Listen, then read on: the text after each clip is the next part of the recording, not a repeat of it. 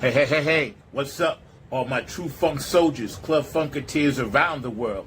This is your host of Funk from the Front Seat, number 9 right here, come to you from the funk universe that I live in. Check this out, man. Smash that like button for Funk from the Front Seat, and please subscribe. We're on every Saturday, 12 p.m. Eastern Standard Time, 9 a.m. West Coast time. Don't forget, man, Funk from the Front Seat, 9 on the Grind TV. Smash that like button and please subscribe, man. We need it all to come together.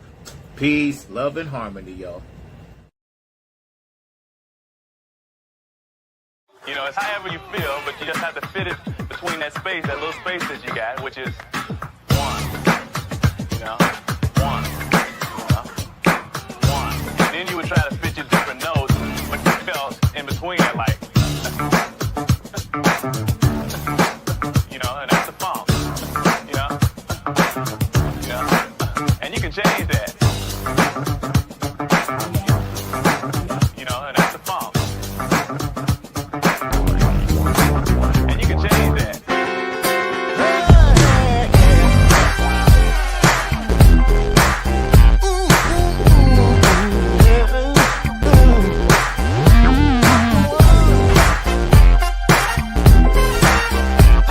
True essence of the funk is the power of the one.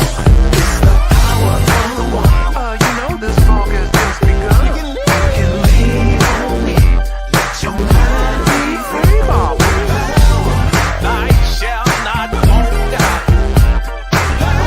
But I need the funk, baby. Benson, hit back.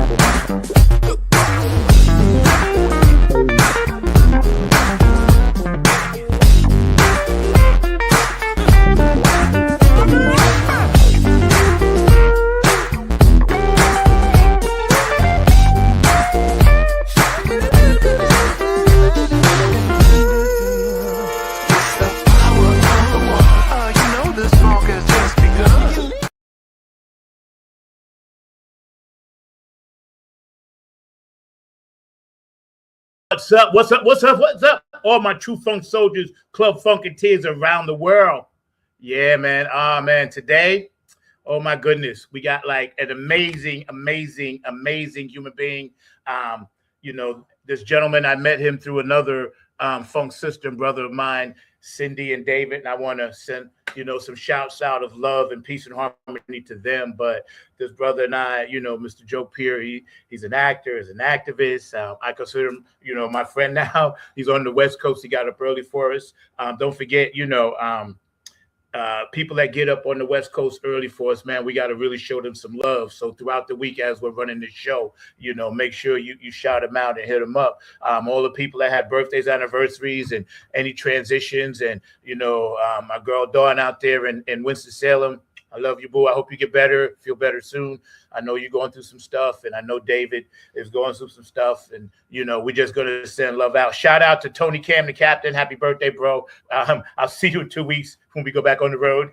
So, my producer, Mr. Mark Lee, back there, keeping it funky, keeping it fast, always classy, never last, keeping it always on the blast for everybody out there, making sure that you guys have the correct technical information, because without him, I couldn't do any of this. And most of all you funky fans out there, from the East Coast to the West, from the North to the South, we're in our 6th year. So who would have thought? During COVID, 6 years ago, we came up with this plan and put this plan into motion. And here we are 6 years later, still on the grind. You can watch it, Not on the Grind TV, on YouTube. Smash the likes and all that good stuff. You know how social media works. Today is a special day because I'm really, really souped up. Anytime we have a guest on for the very, very first time, we get them to, tell us their story and share their journey. And, we introduce them to the funk audience out there that they may not know or may know. And already the brother said, we got mutual friends, so that's dope. Anyway, without further ado, I'm going to bring my man on. Mark will be back later. But right now to the stage for the first time on Funk from the Front Seat, Mr. Joe Peer. We appreciate you, brother, and thank you for popping on. You see me yet? Oh, hold on. Mark, you back there? You were breaking up just a little. Hold on 1 second. He's on, he's in. He's on. Hold on. All right. I know what it is. Hey. Yeah, I got you. I figured, yes. My producer, Mr. Mark Lee, back there, normally does this, but I'm working it forward. I got it. How are you, sir? Right. I'm good. Good morning from Seattle. How you? You come from Seattle? Yes. Good morning from Seattle. Wow. Okay. That's what's up. I always ask this, what's the weather like over there? The weather's been kind of nice, man. It was a little cloudy this morning, but it seems to be breaking up. I see a lot of blue sky, which is a good thing because very exciting happenings here in Ballard this weekend. It's the Ballard Seafood Festival. So everything seafood, man, will be out on the street. And it'll be a lot of food choices. There'll be a lot of music throughout the day. I'll probably hit the main stage tonight to catch the main act. I caught the main act last night, and it was an 80s cover band. A lot of fun. People just dancing, having a good time out, living life, Yeah. And I've also looked at some of your videos, man, and you make people very happy, man. Power of the funk. Yeah, that's my big brother Bootsy, and it's like, sometimes I get away with playing stuff because I'm a Club Funketeer ambassador, vice president. So a lot of times he'll send stuff out, and that's like actually from his 2 years ago, I think. But there's certain things that I just like to utilize the message for the show. And Power of the One, we all know what that one is. You've been touched, been blessed heavily by the one. It's amazing.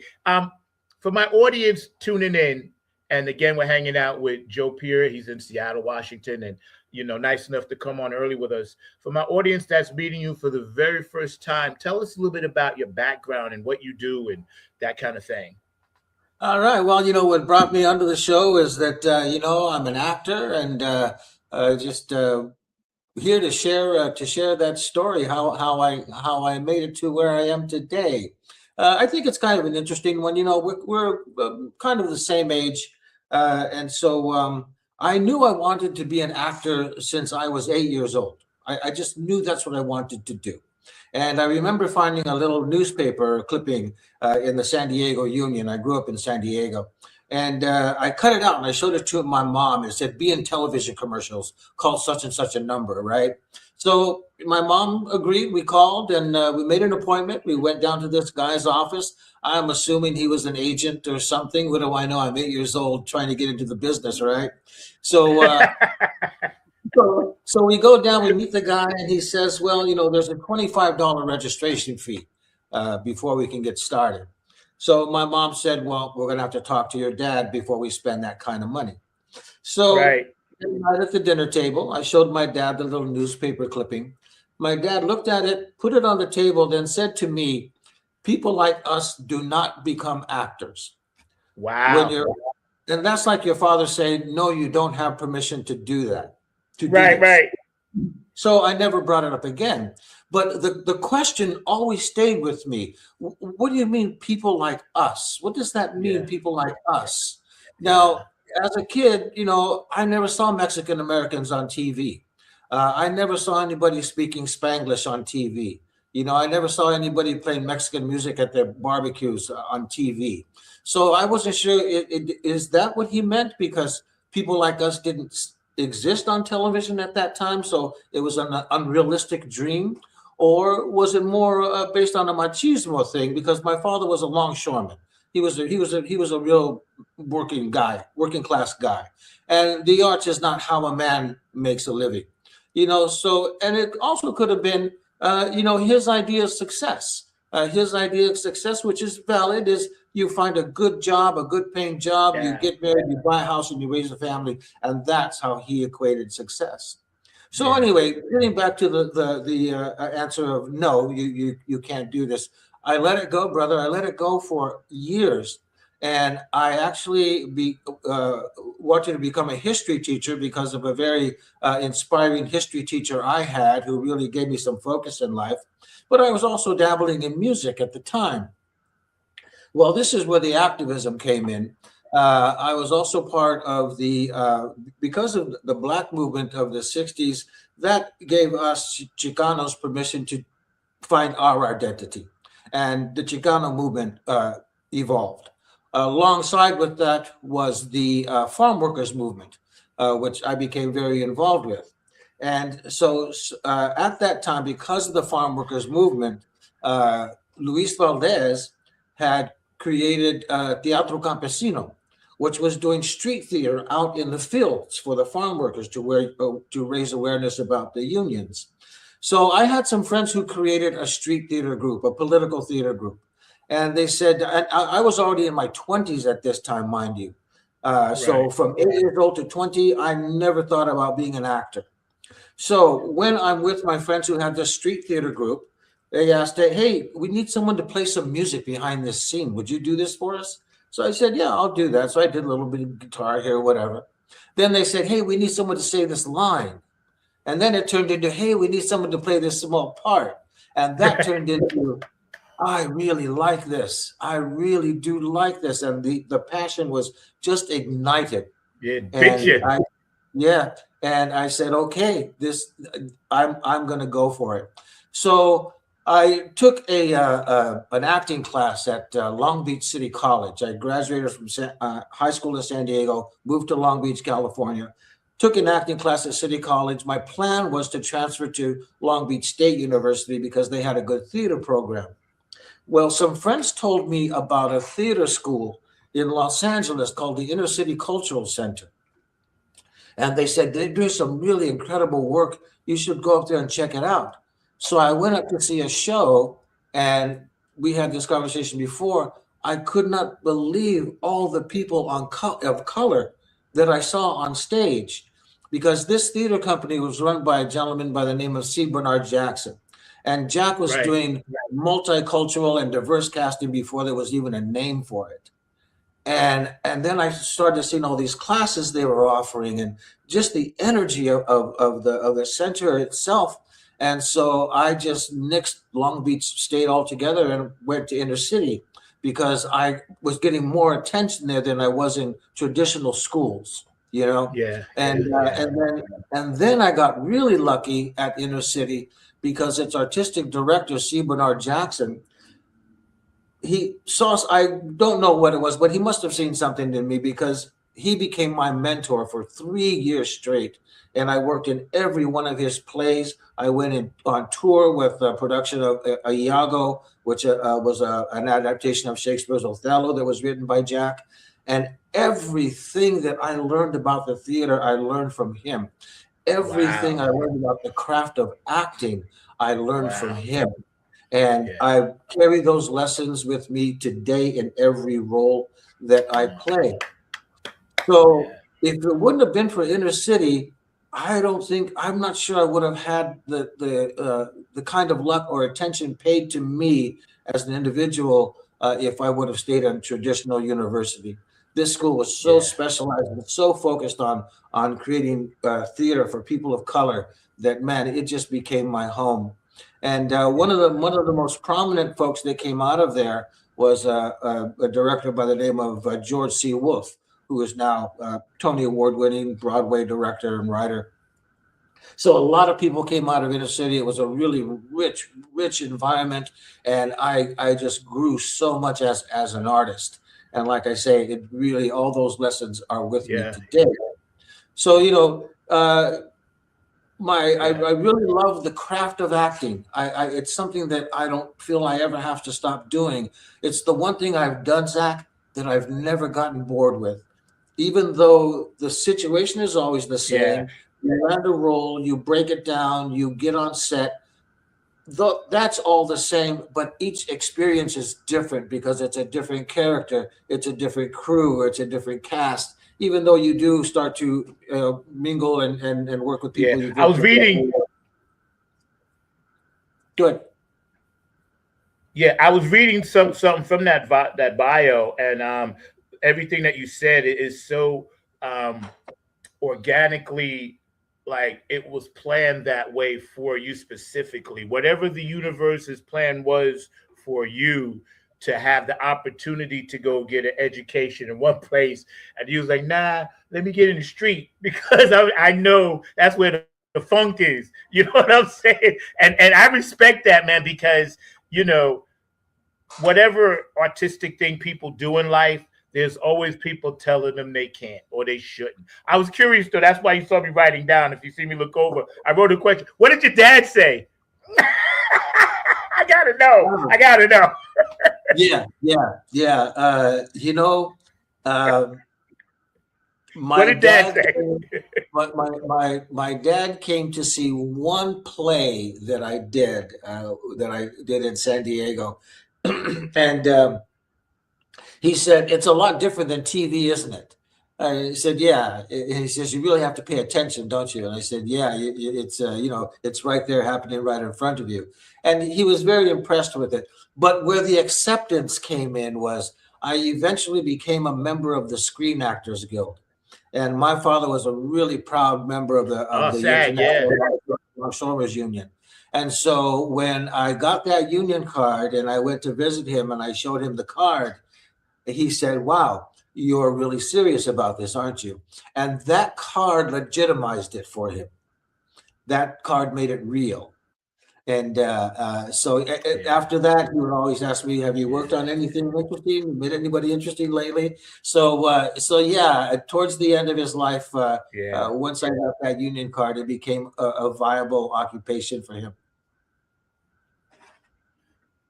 Yeah. You know what's cool? It's like when I hear these stories, and we're hanging out today with the amazing man. He's telling his journey, sharing it with us. We're going to show a few of his clips as well, Mr. Joe Peer. When I hear these stories of how your pride of being a Chicano, like you mentioned, and it never deterred you, it just gave you more fuel. People like yourself, I hold in high esteem because sometimes the movement is one.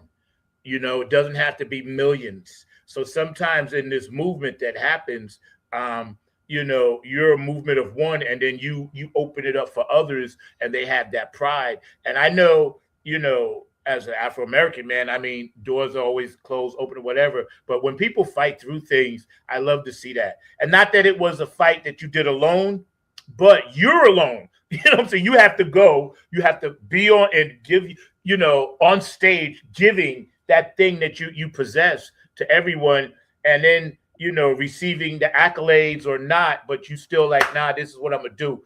That's when people find that in life.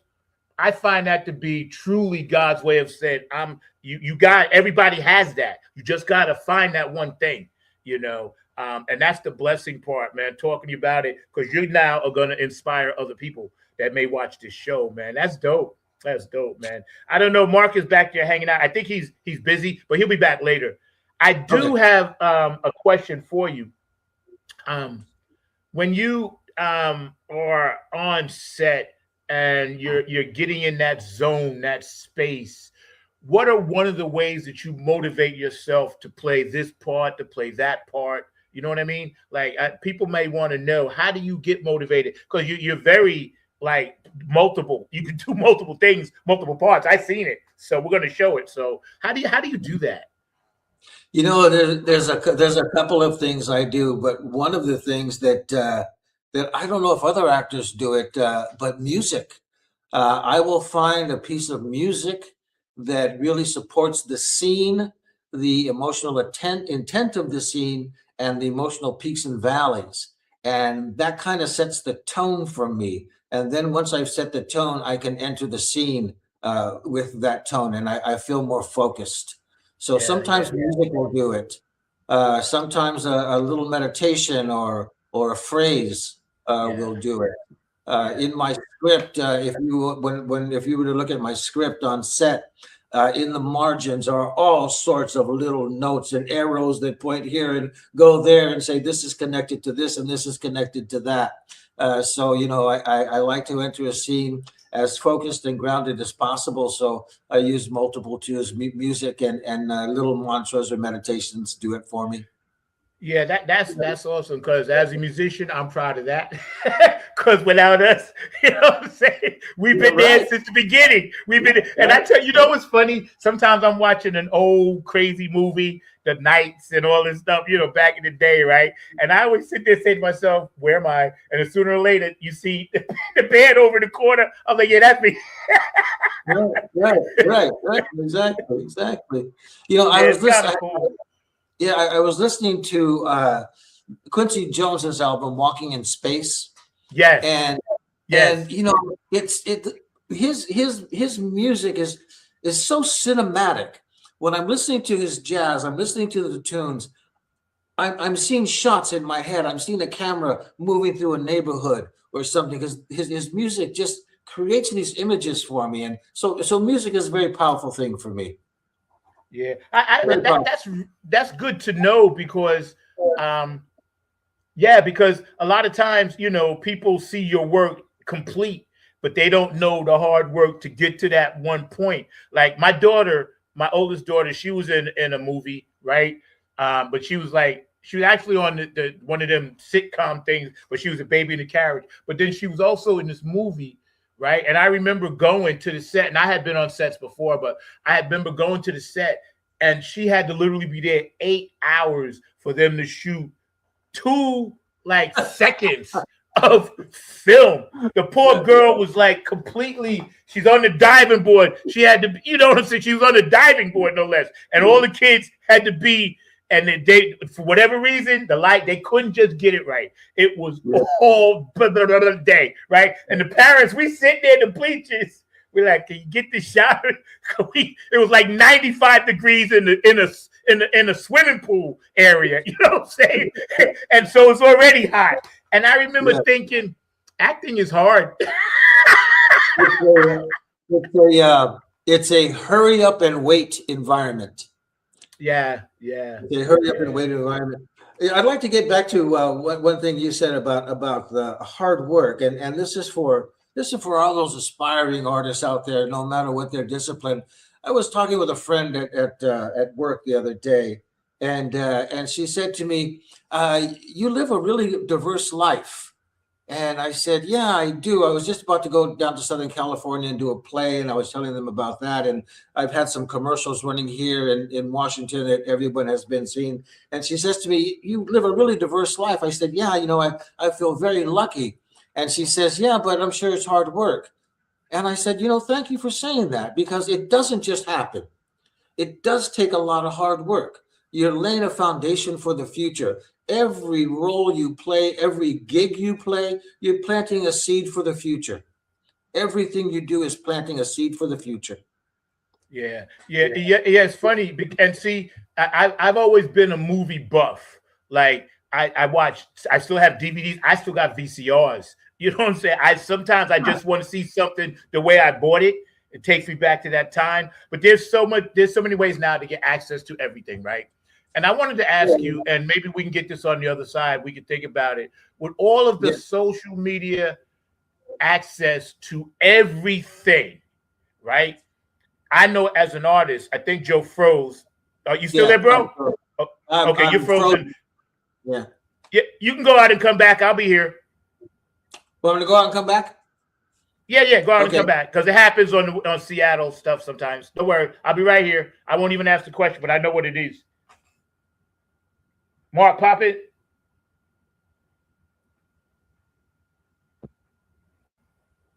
You there, Mark? Oh, I got you muted. Hold on. I muted you on my side. Okay, we got Joe back. We good. All right, here we are. Yeah. No worries. I was going to ask you, right? Like, I know for social media aspects, are you guys able to keep track of your earnings like you're supposed to without, because I don't like to see bootlegs and stuff like that. But in the music game, we just write it off as a part of it. We ain't gonna never make what we're supposed to. How is it in your field? It's changed everything in terms of everything. There's a lot of regional stuff going on. You still have national commercials, but a lot of national commercials these days are being done by big name stars, right? So what's available for someone like me, who's always been an under the radar actor, is more of the regional stuff. But the regional stuff is now a buyout. Even the national stuff has become a buyout. So since there are no more residual situations happening, there's nothing to track. It's hard to determine, is that lump sum equal to what you would have made if you had residuals? That's hard to figure out as well, because as you know, and you've already pointed out, with the social media and the internet, it's the wild, wild west, and anybody can do whatever they want within reason. Which brings me to one other thing. I had a conversation with a young lady about a few weeks ago, and she is a comedic stage actress and circus performer and a voiceover artist, or wants to be. Anyway, she came up with this little TikTok thing where she found these 3 strawberries. One was a good-looking strawberry, one was not so good-looking, and one was a terrible-looking strawberry. And she gave these 3 strawberries a different voice. And then she put this up on Instagram, right? Well, on Instagram, and I just learned this, apparently people can capture your sound and reuse it however they want. So anyway, this little 3 strawberry voice thing that she did has been reused over 1 million times by different people in their videos. And I was amazed that, she does not get a dime. So we're creating an environment where we're basically being taught to give it away. Yeah, I'm glad you said that. For finally, and we have other artists that see this, but finally we're hearing it from a different side point of view of an actor, actress / actor, actresses or whatever this young lady was, but just by her doing something of hers original, because we've opened the door so wide. For instance, right? I got a check the other day from Spotify. My videos, downloads, music, that. It was for $58. Now, I took the 58. I needed it. But it's just like, I know there were so many people, digging it. So it's like with this girl, I feel sorry that it's like, oh man, how we can't even help her. Because there's no laws, there's no, what do they call it, guardrails, and we're going to get into the political stuff on the second half. There's no guardrails or anything, bro. We're going down the road like that now. She has no I think control. Mark has a question about AI. Is that true, Mark? Yeah. It's crazy. Mark, you had something? Come in. Mr. Mark Lee, producer, phone from the front seat, Line on the Grind TV. Are you on mute? No, you're on mute. You're on mute. Unmute. Unmute. We can't hear you. Yeah, he's got to come back. I know what he's going to ask, though. I think it's something about AI, which we all got to live with now. What are your thoughts on that? AI is a big problem. Big problem for us. Did you want to ask a question, Mark? Yeah, can you hear me now? Yeah.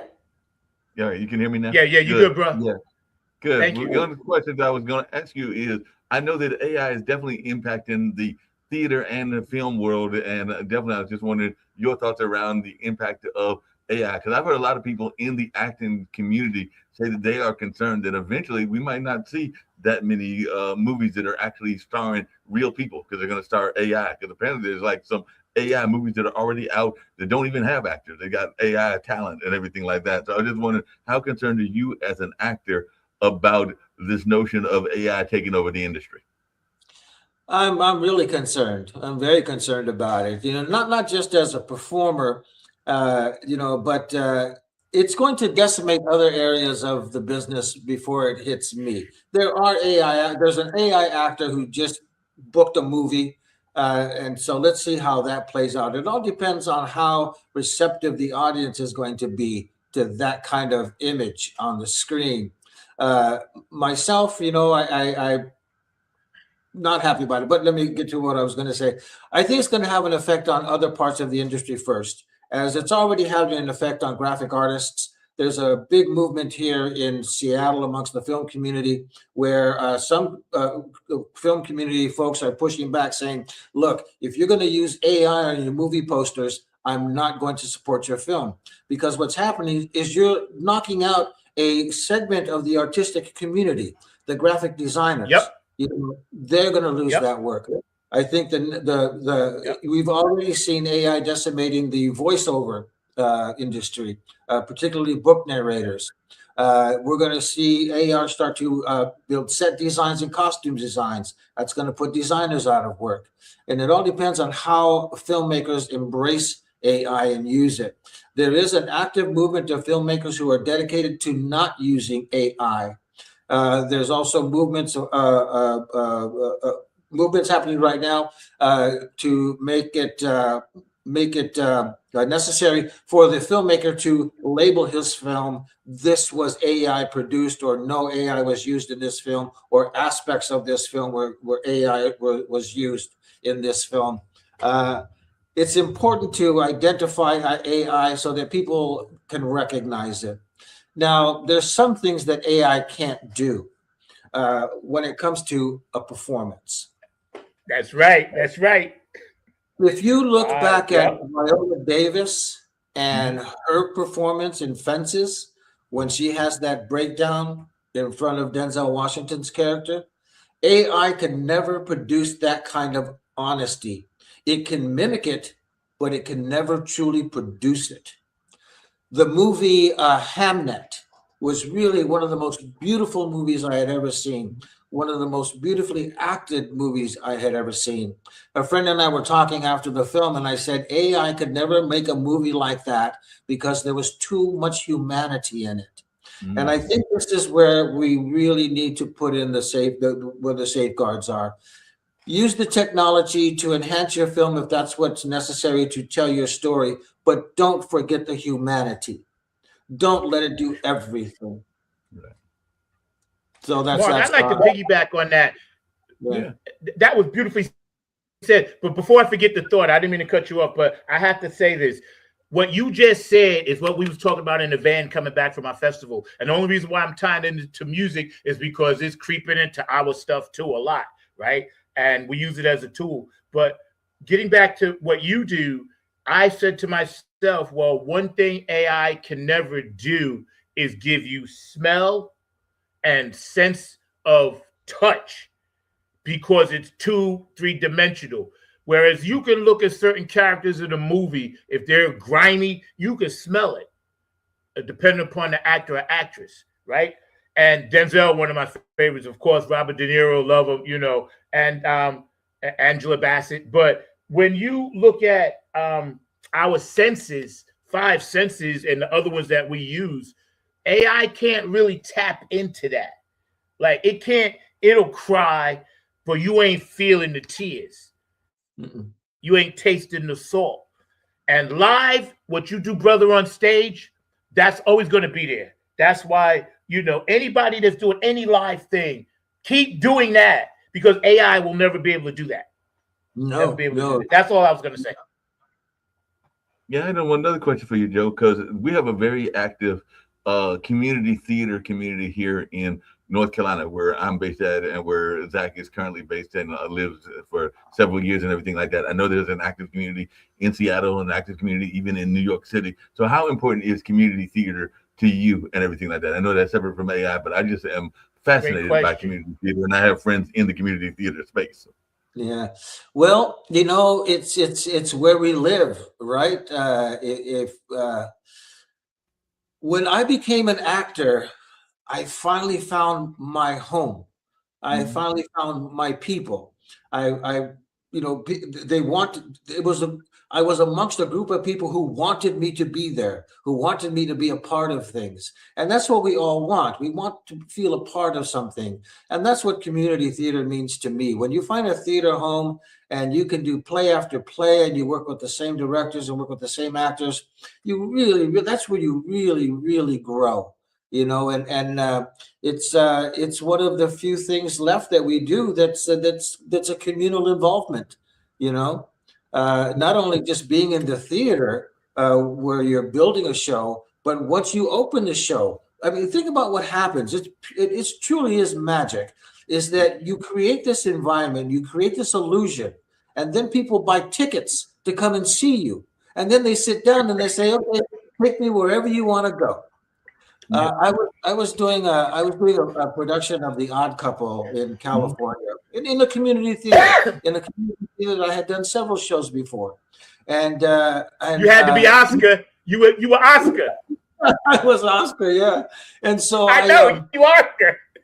So I, each night before the show, about 10 minutes before they would call places, I found this little corner behind the set, behind these flats, and I would just go sit there and do a little meditation for about 10 minutes. Anyway, the director noticed me there each night. So one night he came over and we just started chatting. And he said to me, "What is it about the theater that keeps you coming back?" And I said, "I love the magic of it." And he says, "What do you mean?" I says, "Look, check it out. Look where we are. We're backstage. We're behind this piece of wood. All it is a piece of plywood with some stands holding it up and some sandbags making sure it doesn't tip over. But on the other side is the New York apartment. And an audience is going to come in and they're going to see that apartment and they're going to believe they're in a New York apartment." And that to me is magic. It's pure magic. Hey, That's why I love the theater. Man, hey, Zach, can I ask one other follow-up question? So cool because hold on one second. You can stay on, but I just wanted to tell him thank you for giving us and taking us on this journey because I am on the edge of my seat here. That's why I'm twitchy anyway. You'll see if you do more interviews with me, which you will. You'll be like, "Why does he move around a lot?" I'm twitchy. I was born that way, right? Mark can tell you. I can't. But you're taking me on this journey, and it's so cathartic because of my childhood, and we'll talk about that offline. Go ahead, Mark. Go ahead, Mark. Now, my follow-up question is that one of the things that I love, one of the things I love about community theater and everything like that is, can you hear me, Joe? Yeah. Okay. One of the things I love about community theater and all along those lines is the fact that community theater can actually let you explore things that are from the political and social justice front. And I know one of the things that Zach has told me is that you're also a social activist. I was wondering, how important is theater to you in terms of addressing social issues? Because one of the things I love about community theater is that they will tackle things that a lot of other people are afraid to tackle, including some of the mainstream television and films and all along those lines. So I was just wondering your thoughts around that, because to me, that's one of the beauties of community theater is that you're able to tackle on issues that are important to the community, whether that's around homelessness, whether that's around things to do in our community like hunger and things like that. But there's all these things that you can actually tackle, even some of the things going on in our LGBTQ, IAA communities and everything like that. So I just wonder, how important is using theater as a tool for social activism to you? It's extremely important, and it's probably one of the lines of defense, pure lines of defense that we still have. My whole theater background was based on activist theater and being at the Inner City Cultural Center and pushing the boundaries of theater that they were doing there. And also, one of the other lessons that C. Bernard Jackson taught me, he said, if we're going to spend this much time working on something, let's have something to say. You know, there's nothing wrong with entertainment. There's nothing wrong with popcorn movies. There's nothing wrong with, fluff. That's fine. We all need escapism. But the theater, I believe that it's a responsibility of artists to push our society forward. And we push our society forward by holding up a mirror to our society, showing it the bumps, the bruises, and the light as well. But that is, I believe, that is my role as an artist, is to teach, enlighten, and move things forward. And if I can do that through activism, I'll definitely use theater, music, whatever, to spread that message. Yeah. You know, that's so like spiritually grounded, and that's why, your success is going to continue to be what it is, what it always was, and what it will be, to help other people. Because being spiritually grounded like that in this day and age, and still being able to give like you give and spend time on shows like mine, that's special. We cherish that. I want to show some of your videos, but first I'm gonna do a few shorts from people I got to shout out, P-Funk Radio. So y'all hang tight. We're hanging with, our funk family now, Mr. Joe Peer, actor, activist, writer, director, and all that good stuff. Spreading peace, love, and harmony. My producer, Mr. Mark Lee. So y'all hang tough. We're just going to chill for a hot second and acknowledge P-Funk Radio, JTRP, Gabe Gonzalez, Robin Circler P, Larry Funkster Jones, and also anybody else that's on P-Funk Radio, Philly Phil, get on Funk Buzz, Kenny Green. All you guys that play our music, we dig you. Thank you so much. Bootsy and Patty Collins, of course. I know we got something coming up with the Club Funketeers, so, I'll be getting in touch with you real soon. Patty, I'm on for a couple of weeks. Although I go back out next week, but then I'll be back. HJ Entertainment, Tony Cameron, the Funk All-Stars, Napier Funk Army 2.0, Oak City Music Collective, and also Incredible Talent. Thank you. Afterglow 92416, Q&A Entertainment. Thank you. Brooke Clagett, thank you. Patricia Dioria, Curtis Wilcox, and Georgia Funkovici, thank you for always doing the beautiful artwork and always helping out Funk from the front seat. Dr. Brookenstein, hope you're feeling better. Thank you so much for taking care of the websites and all that good stuff. DJ Cocolino, DJ Elizabetta, and also, DJ Monica in Switzerland, thank you for running our music. It's so dope, and we appreciate you, how you be housing it, and David Webb, of course, thank you for keeping us in the Funk Hall of Fame in Dayton, Ohio. Brand new building. You guys got to check that out, because I'm going to make a trek up there at the end of August and bring some nappy head gear up there, to hang out with all the greats, which is like incredible honor. And then Mark Lee, my producer, and also today our special guest, Joe Peer. So we're going to show something, one of your clips, if that's okay with you, sir. Please, yes. Oh, y'all hear me? Yeah, that's fine. Yeah, please. You good? You good? Okay. Yeah. Okay. Please, yeah. Yeah. Hold on one second. This one is about 2 minutes long. Now, actually, I'm going to show the one that's a minute long first. So you guys check this out. You're going to love this. Boom. Here he is.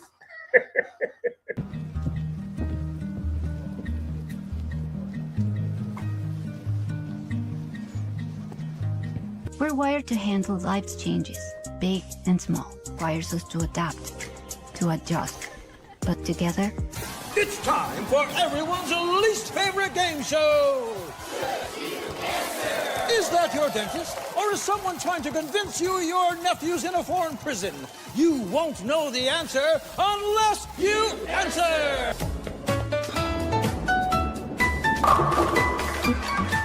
It's not your typical retirement. So my SunTrust advisor checks in with us regularly to make sure we're on the right path.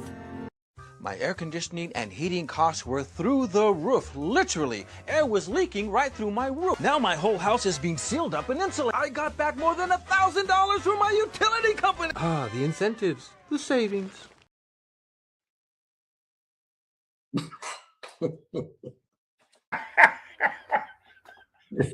Yo, I love the bowling one. I saw that last night. You were bowling. I'm like, no, that's so dope. That one made me actor. I'm already laughing because just all your little things. Yeah, that Nintendo one made me a real hero amongst my great. friends. Now, I was laughing at the shit you answer, but also laughing at the one that had to deal with you Yo, running the it's air funny. conditioner. I'm trying to tell you. Yeah, insulation never looked so appealing, did it? Exactly. Right. Yeah, a lot of fun, a lot of fun. Yeah. Now, just for my audience to know,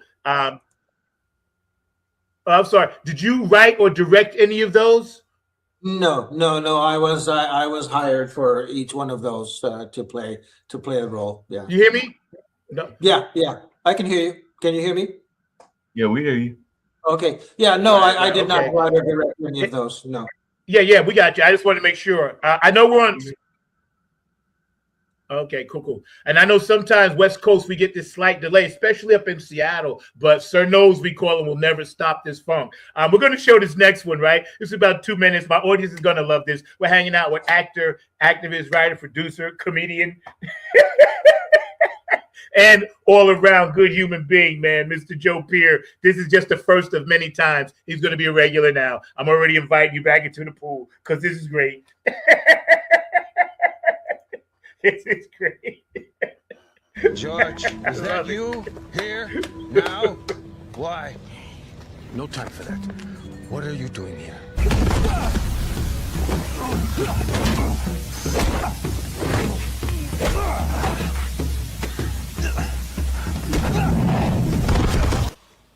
Hey, are you okay?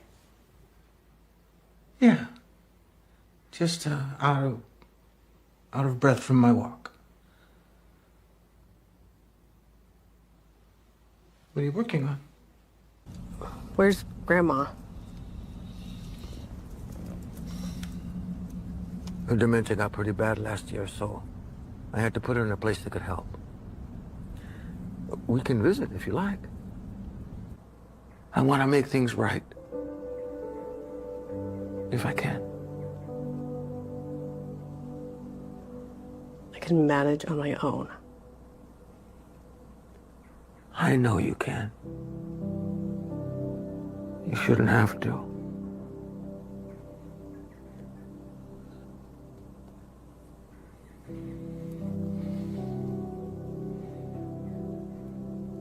I'm really sorry you had to. Leave that guy alone and just go do your fucking job, huh? I'm not doing my fucking job, motherfucker. I'm fucking leaving. You fucked her back there, didn't you?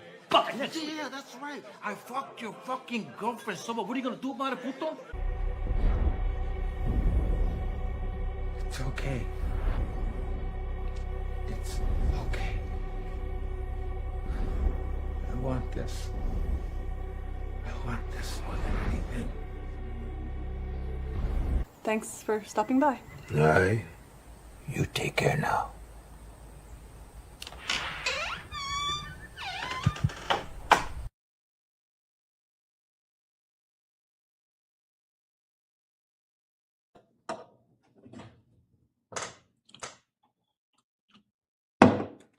Bravo.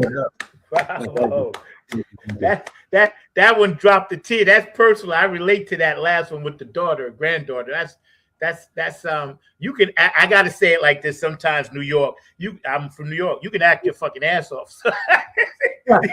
I'm gonna give you like my version. I'm gonna give you my version of an Academy Award. Okay, right here on this show, I'm giving you the Academy Award right here to Mr. Joe Peer, best character actor I've ever had on my podcast. You did a great job. Thank you. Man. That's dope. Mark, your thoughts? No, he was a great actor. I was impressed. I've been playing speechless? all those great roles and everything like that. So he was playing some very powerful roles and everything like along those lines. I did have a question for you, Joe. Have you ever thought about going on Make the it other short. side? Make it short.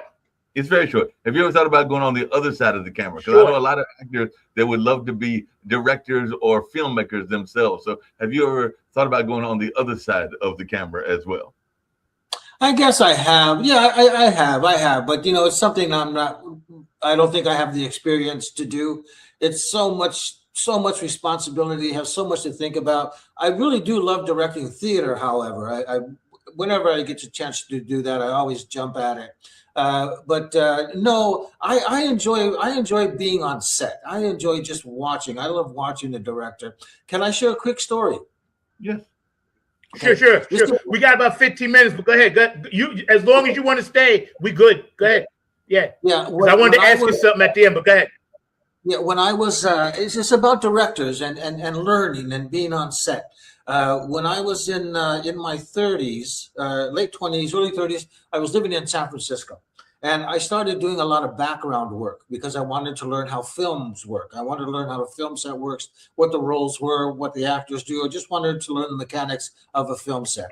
Well, I got hired to do background on a movie called Peggy Sue Got Married, which was directed by Francis Ford Coppola, who directed The Godfather, which I was a huge fan of. So I was supposed to work for 2 days as an extra on background on Peggy Sue Got Married. My second day there, the on-set casting director came up to me and said, "We need someone to do this little featured bit pushing a cake down an aisle. You want to do it?" I said, "Yeah, I'd love to do it." And I said, "When are they going to get to that scene?" She said, "Oh, maybe tomorrow, the next day, but go to wardrobe." So I go to wardrobe. They put me in this waiter's tuxedo. They did not get to that scene for 8 days, guys, for 8 days. So for 8 days, I planted myself behind Coppola and I just watched him make his movie. And because I was in wardrobe, no one ever asked me to leave. And it was the best film class you could ever ask for. Man, I pinch myself to this day because of how lucky I was to experience. I remember that movie too. Peggy Sue Got Married. I remember that. Yeah, when Kathleen Turner gets chosen the homecoming queen, this waiter guy brings this cake down an aisle, and that's me pushing the cake. But man, what a film! I got to go back and watch it now. Yeah, what a film! I hate to pivot, but and that's amazing. I hate to pivot, but I want to make sure I get you out of here on time. I did have one kind of social aspect of this conversation I wanted to ask you about. But first, I wanted to just let my audience know, look on the bottom of the screen, you can follow this brother, Joe Peer. He's an amazing human being. Follow his website, go on, check it out, and follow some of the films that he's done and some of the things he's doing now. He's spreading peace, love, and harmony through his gift. And he was nice enough to share his gift today with us, kind enough to come on with myself and Mark and share it with you guys. And don't forget, smash that like button. Please subscribe. You never know who we're going to have, what you're going to see on Funk from the Front Seat. And you're going to be back again. So I'll just start this conversation because we all know that our situation in this country is dire. We cover it and mask it by the things we do in the arts. We give them that to relieve some of the tension and pressure. But do you think or feel that we can kind of finally put the racial tension aside? Because I know artistically you're doing it, musically we're doing it, a lot of us are doing it, but do you feel it's really taking hold on the people it needs to? You know what I mean? Oh boy, such a big question right now. It reminds me of a conversation I had on July 4th at a barbecue, July 4th barbecue. And the discussion turned to Democrats and messaging. What was the messaging that didn't work last time? And what's preventing the message from getting out right now? And one of the things we came up with is that someone said, well, the press has to hold, let's just say Trump, accountable. When he says something we know is a lie, call him on it. And, we talked about that for a little bit. And there's two reasons why it won't happen. The main reason is corporate media. They're protecting their dollars and their investments. Two, the journalists have to be careful in a sense, because if they push too hard, they'll get eliminated from the press pool altogether and then lose all access. So where should the messaging come for our communities? It should, for all communities, let's say, this messaging now has to come from the politicians. when Trump calls all of us communists because we're progressive thinkers, if the media is not going to say, well, do you have any proof of that? The Democratic politicians, when they go on these news programs, they need to say, we are not communist. No matter how many times that's ridiculous. we are not communist. This is what social democrat really means. This is the definition of communism. This is the definition of oligarchy. Push back on, let the Democratic candidates should be pushing back on the media. They should take up the mantle because the media is not going to do it. So what's going to bring our community together to solve all this is going to be messaging. It's I don't know. It's so hard to figure out what went wrong last time. Yeah. And thank you for answering that so eloquently. Yeah, I'd like to hear your thoughts quick, if you don't mind. And I agree because again, I tried to gear my last two songs I put out towards, one is United We Stand and one is Grid Go Down, to try to give like some forewarning to people, like, you can see this coming. Like, I'm old enough to know. I'm 68. Grew up in New York. I lived in Virginia for 10 years. Now I lived here for 10 years. So I've lived in other states. I grew up in New York. I'm old enough to know the cycle when I see it. The power of the one has given me like longevity, So when I see this, I'm like, we're in a place now that people like that are like, hey, you do you, you do you. It even makes us uncomfortable. I'm a heterosexual male. I got 2 daughters. I have a son in Georgia. My kids are fine. My 2 daughters are biracial. I was married to a Scottish, white woman. So all of that other stuff in New York, we like, nah, leave all that stuff alone, right? Mm-hmm. And then around the country now, today, I've been to marches. I've been to protests. I see so many young people of all races, creeds, colors, transgenders, whatever, out here fighting this good fight. And I'm behind them 100%. That's where I stand when you ask me. I'm behind them 100%. And the way I have to do it is through music. So I wrote a song called United We Stand. I wrote a song called Grid Go Down. What you going to do when the grid... So I'm trying spiritual purpose. I have a song called Revolution. So I'm trying to give it the way any musical artist would. And I feel as an empathic spirit, I connected with you on many levels because we've talked several times. My audience don't even know way before this, right? I feel like you do. Keep going, keep encouraging, planting seeds to young people. I recently applied for a grant to teach funk school down here, right? It's not much, but I'm going to try. So I'm hope give me good positive for that. I just got the email. They're checking it out, this, that, and the third. And it was actually through someone that Mark Lee knew, and, so I'm trying to do these little things, plant a seed here, there, and then maybe. So I don't know, but it's weird, man, right now, bro. Oh, it really is. And you brought up something really important, Zach. You brought up something really important is that, it can feel overwhelming and we can feel isolated and we are kind of forced into our little isolated bubbles. But I'm reminded of 2 things, and I'm going to paraphrase here, but I think it was Alice Walker who said, if we each bring our little stone of activism and add it to the pile, we'll eventually have a mountain. And it was Lily Tomlin who a long time ago said this: we're all alone in this together. Really. This is why I meet with my protest group every Saturday here in Ballard, the Ballard Defenders of Democracy. Every Saturday from 12 to 1 p.m. we meet at the corner here, and we have our signs. And that's my release. That's my not being alone. It's these people who keep me positive. It's these people who keep me optimistic. And when people are driving by and they're giving us thumbs up and honking their horns, we're giving them permission to express themselves as well. Yeah, I always honk when I see it because I just feel like, first of all, God bless you for even doing it. It's hot. You know what I'm saying? And again, you're voicing our freedoms, our right.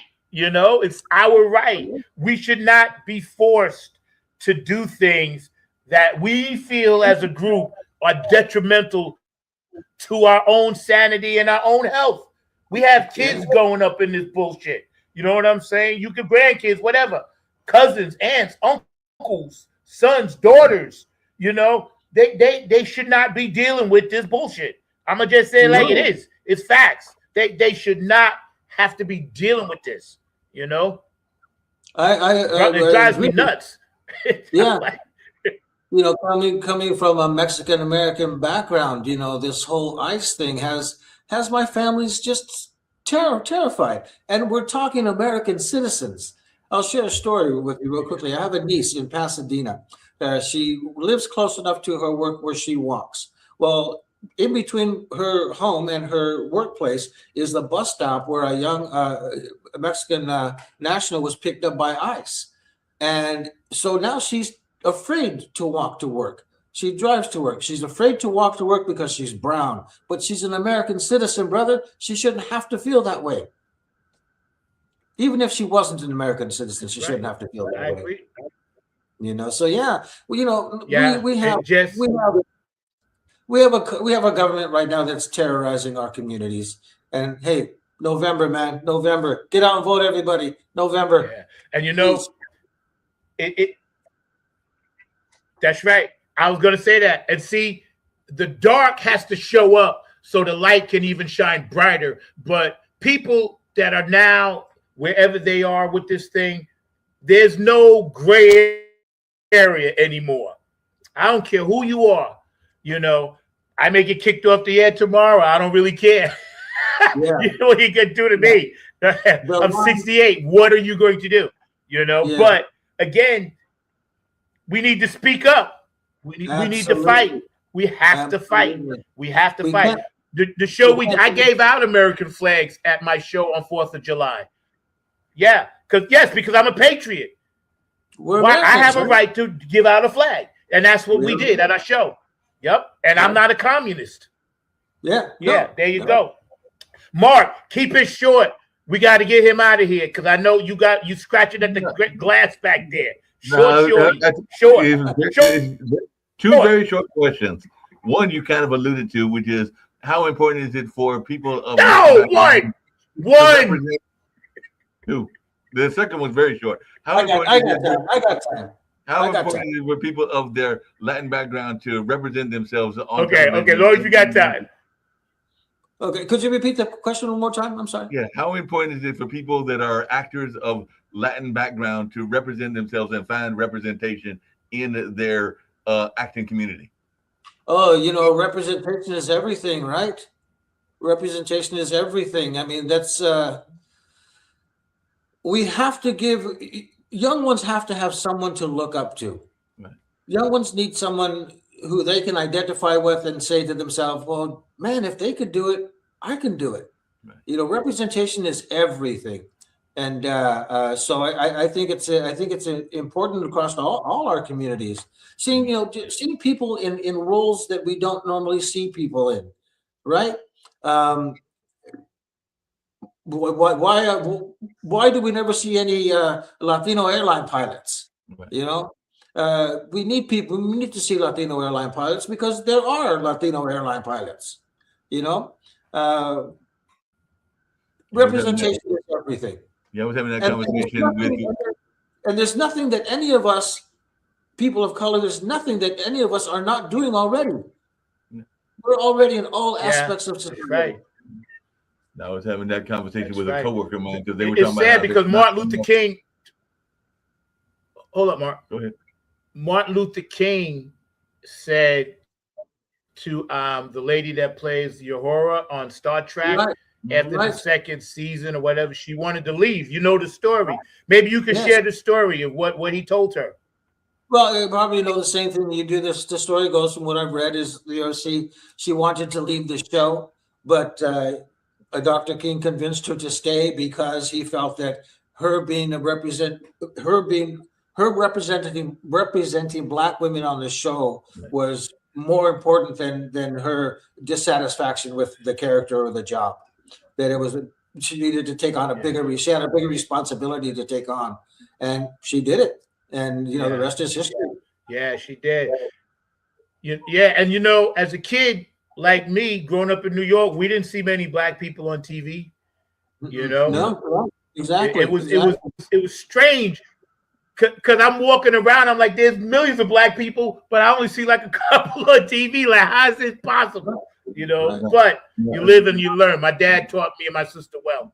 He taught Exactly us. that You know, point. he That's showed why us. that's why I asked the question, because we were talking at one of my coworkers about the need for having more representation with fantasy, because there's not a lot of black fantasy characters. We see blacks in sci-fi, but not a lot in the fantasy world. So there was a talk about the need for more authors and even participation in the fantasy category and all along those lines. So that was a conversation I was having with a coworker. Now, my other very light question, because I used to watch soap operas back in the day. I used to watch Dynasty. I used to watch Dallas. I used to watch a number of them. And I saw that you had a small role on one of those soap operas. So I wanted to know, what was it like working on Falcon's Crest? Because I'm not gonna lie, I actually watched some of those shows back in the day and everything like that, growing up in the 80s and going to college in the 80s and everything like that. So what was it like working on Falcon's Crest?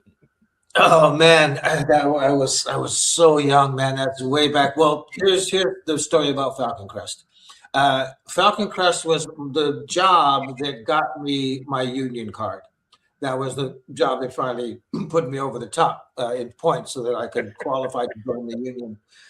It was it was a lot of fun because it was one of my first professional jobs. You know, it's one of my first jobs where I was actually hired to say something. I wasn't in the background, and I was familiar with the show.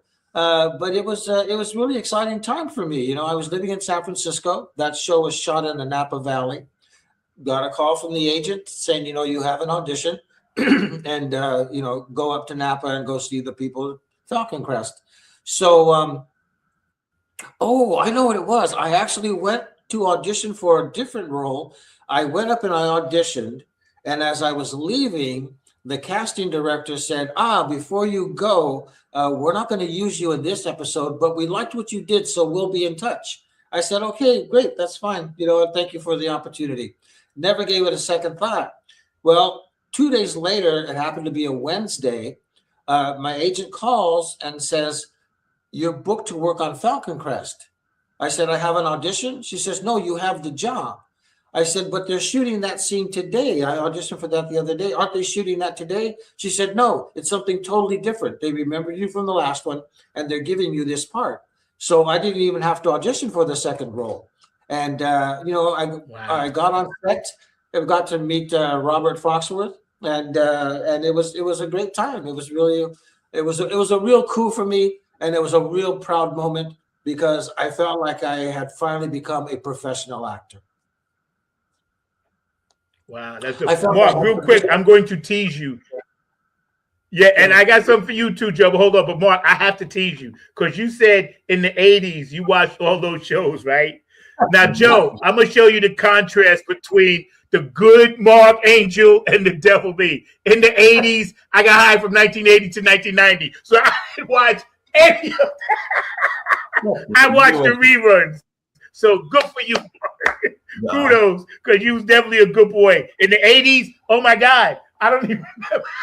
I don't remember that. I just woke up and it was the '90s. I was in my 20s. Yo, I was in my 20s, bro. Take me back. Please, can I go back? But on the real, Joe, for real though, right? I did watch a lot of those shows, right? And back then, I heard Gene Hackman say this. Maybe you can elaborate. He said once he'd be telling people, listen, from the distance shots, don't worry about my face. Don't worry about what I'm doing up here. Just get the shot. He said what matters is the close-ups. So how do you feel about that? Well, you know, close-ups, when you're first involved with them, they can be pretty intimidating because, you know, the camera's right there, right? And you got to pretend it's not there. But once you do it after a while, you know, you kind of get used to it. But then there's another thing that happens for me as a performer, and Mark, it probably happens for your friends in the theater as well, and maybe even yourself, is that I show up so prepared that once I'm locked into the scene and the director yells action, everything else disappears. the crew is not there, the camera's not there. The only thing that's in my focus is the other actor and the lines that I have to say to them, because you're so in the moment. So that all kind of disappears. And I before each take, I do make myself aware of where the camera is, so that I make sure I'm in focus and I'm in the right sideline. But once I've established that and the lines start, everything disappears. I don't even see it anymore. I'm just in that moment, whatever that character is living at that time. Yeah. I love to see close-ups of actors when they change their facial expressions for certain lines. And I think to myself, wow, they must have worked on that 1,000 times just to get that right. You know what I'm saying? That right little twinkle or that expression, or like when you move your head a certain way. Like, who's the actor? He always talks like this. He was an NYPD. What's that guy's name? With the red hair, David something. Yeah, right. Remember him? Right. What was his name? Anyway, he developed every line he did. He had his head like this, and I was like, man, what a gimmick! Yeah. Well, if I could get back to theater, Mark, for a little bit, one of the main difference between acting for theater and acting on camera, in the theater, you act it because you're playing to the entire house. You're trying to project to the last row in the theater, right? In film, you think it because the camera is right there, and the camera will pick up the slightest motion. You don't even have to work at it. If you just think it, your emotions will come through. The differences between the two, theater for me is like a trapeze artist without a net. It's that live theater, that live experience, and you get to play the through line from the beginning of the play to the end of the play. And it's like no other environment in the world. And I really do miss it. What I do like about film is that I like the technical aspects of it. I see it as a dance. I see it as a dance between actor, technology, lights, and camera, especially if you're moving. Actors are moving, cameras are moving. It's like a little choreographed ballet, and I love being a part of that machine, that wheel in the machine, that one wheel in that machine that makes it all work, or that in film, you can really work on a scene. Somebody says something that just triggers something in you that makes you feel something different, and the director says, hey, I like that direction, let's explore, let's work on that for a little while, explore that direction, and you can really fine-tune and just get things really, really, really nice. They're both really gratifying for me. But I do who are some of your actors and actresses? Who were some of your actors and actresses that you watched pre-1955? Because I like to watch a lot of old movies simply because I love like the scenery of it. Being a musician, I'm always thinking theatrics, and I was always in plays and stuff. And I love looking at like the sets, right? Who were some of your go-tos back then? And I know it was Jack because we didn't really see our people doing it, but I used to always love to see like Betty Davis when she was younger, people like that, you know what I mean? Who were some of your people that you dug back then? Well, it's just another story, about how we evolve.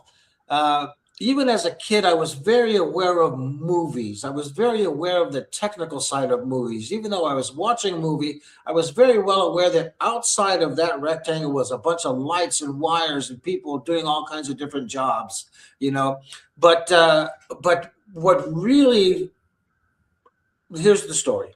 I told you my father was a longshoreman. He worked on the waterfront. Mm-hmm. Well, one afternoon, and this is before I found the newspaper article about being in television commercials. Anyway, my father decided he was going to take us all to the drive-in one night. So we go to the drive-in and we go see the movie On the Waterfront with Marlon Brando. So first of all, here's a movie about a world I know about because my father was a longshoreman. I had been to the waterfront. I knew what it smelled like. I knew what it looked like. I knew what it was like to be around the guys who worked there. And I said to myself, wow, I could be in a movie like that. because I finally saw a movie about a world I knew something about. But then Marlon Brando's performance just mesmerized me. Just the naturalness, just the realness, just it made me want to be an actor. So that was my first influence.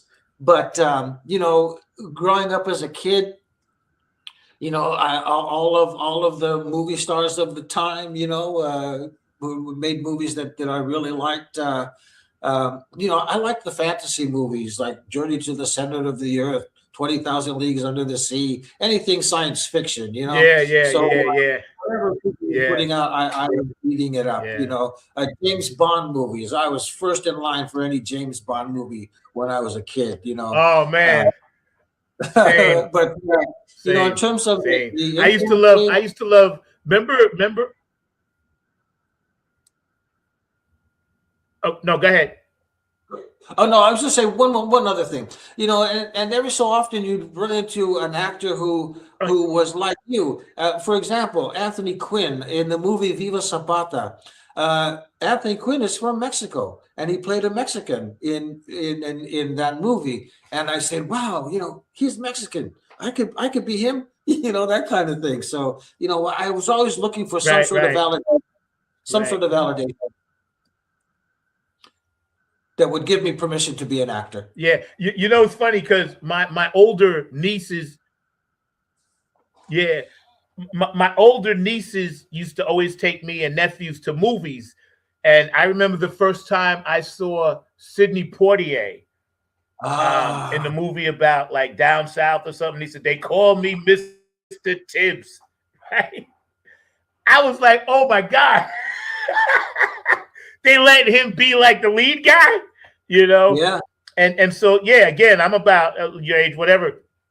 I couldn't believe it, and it gave the Black community a sense of pride. And no matter to this day, if you ask someone my age who was one of theirs, they'd be like, oh no, Sidney. I'm saying Sidney Poitier. And of course, Harry Belafonte and Lena Horne. They had kind of gotten through, James Earl Jones as well, when he did The Great White Hope, I remember I didn't see it, but I heard my mother talk about it. Oh, you've never seen the movie? You've never seen The Great White Hope? Oh man, put it at the top of your list. I've never seen it. I heard people talk about it. I gotta watch it because it scares me. I love James Earl Jones, and I'm not talking to Star Wars. I'm talking the other guy. I'm glad you brought those actors up. I grew up in a very mixed neighborhood. It was working class Blacks, Mexicans, whites, Filipinos, Asians, and I remember Sidney Poitier in Lilies of the Field and The Asphalt Jungle, and I said, wow, who is that guy? He's got such dignity, and he was just such a pleasure to watch. And then in The Heat of the Night, where he has that scene where he slaps the rich white man, whoa, man, that just changed movies forever. And that was an incredible moment. Yeah, I just watched Lilies of the Field last month. I had to go back. I couldn't believe it. I had to, because you see stuff on Turner Classics. I was like, all right, let me watch it. And I was like, oh, Lilies of the Field, just, hey, man, that stuff, oh, my God. And then coming to dinner. Yeah, it's amazing, man. Fantasy in your line of business, that's why I can understand why you say, I'm not going to stop doing this. Why would you? Why would you? It's like, oh. No matter how old you are, there'll always be a role for you. They kind of diminish as you get older, but there'll be a role for you. It just takes time to come. Yeah. We've had a blast today. We're going to bring you back. When can you come back with us? When can you come back? Hey, you let me know when you have time and we'll schedule it. I can come back next month. Yeah, because I periodically you're going to have to come on because and my guy down in Texas, George DeFuncavinci, what's up, bro? He does like a lot of my artwork and stuff. That brother right there is deep into the funk, but we do have fans that watch. They'll come on, they'll pop on and off or whatever, go back and watch. But I got to hear these stories because I know you got millions and we want to hear them all. We all have stories, brother. We all have stories. We're artists. We want to hear them all, bro. I'm going to give you the full screen for a minute, and then I'm going to come back and sign off. But I'm going to give you the full screen so you can just like talk to the people and kind of give them what you want to give them before we get out of here. All right, bro? All right. I'll think about that real quick. Yeah. Well, I guess all I have to say is that it's a real pleasure being here to talk with Zach and be out here in front of all of you. I know what to say. Keep up the good fight. Keep making good trouble. There's a lot at stake. So if you're an artist out there, create your art, have something to say. And if you're concerned as a citizen, November, get out and vote, please. Vote, vote, vote. It's really important. I think that kind of sums it up because, again, we're just scratching the surface with our special guest today, actor, activist, writer, director, Joe Peer from Seattle, taking the time to be with us, man. And for everybody out there, please follow this brother. He's an amazing human being, as you've seen on the show. We laugh and see now I gotta have you on just to make me laugh, couple. Anytime, my friend. Anytime. I need to laugh, bro. Yeah. You're so cool. You're mad cool, man. You're my brother now. Thank you, brother. Life, bro. For life, man. For life, man. Mr. Mark Lee, on behalf of him, I'm going to sign off. So listen, everybody have a safe, healthy, happy Saturday. And I'll see you guys next week. We're going to come back and, do it again. Funk from the front seat right here at 9 on the Grind TV, man. Y'all take it easy. Peace.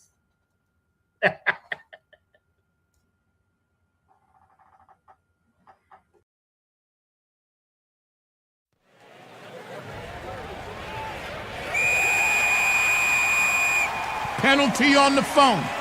15 yards for faking the phone. Man, why you throw the flag? 15 yards for faking the phone. Say what? It's the funk. It's the funk. Chromacon variant. It's the funk. Chromacon variant.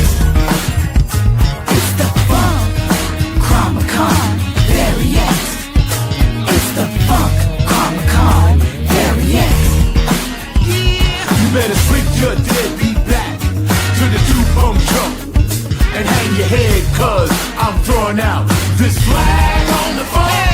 You better switch your deadbeat back to the two-pump jump and hang your head, cause I'm throwing out this flag on the phone.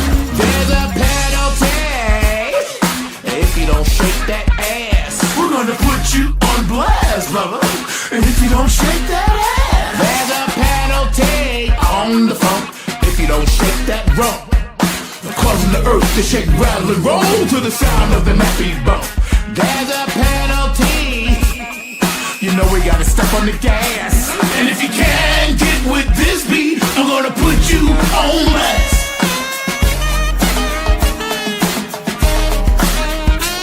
And if you can't get with this beat, I'm gonna put you on blast. Yo, what's this one Chromacon thing you talking about?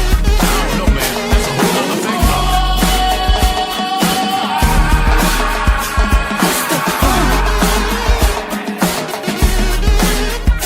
It's the funk. Everybody in the house say yeah. It's the funk. Chromacon variant. It's the funk. Chromacon variant. You better swing your deadbeat back to the two-pump jump and hang your head, cause I'm throwing out this flag on the phone. You better swing your deadbeat back to the two-pump jump and hang your head, cause I'm throwing out this flag on the phone. We're coming from the nappy land. Flag on the funk is not the plan. So let us play it loud for the new funk radio crowd. Stop throwing the flag on the funk and let me shake my rump. Squeeze me, tease me, and never let me go. I'm throwing the flag Peer Show.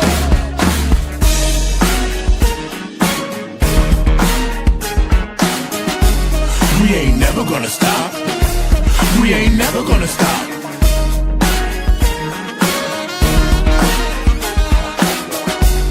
We ain't never gonna stop. We ain't never gonna stop.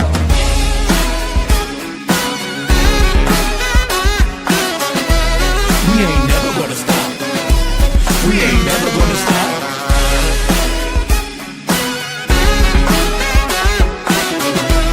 We ain't never gonna stop. We ain't never gonna stop. You better sleep your deadbeat back to the doom drum and hang your head, cause I'm throwing out this flag on the phone. You better sleep your deadbeat back to the doom jump and hang your head, cause I'm throwing out this flag on the phone.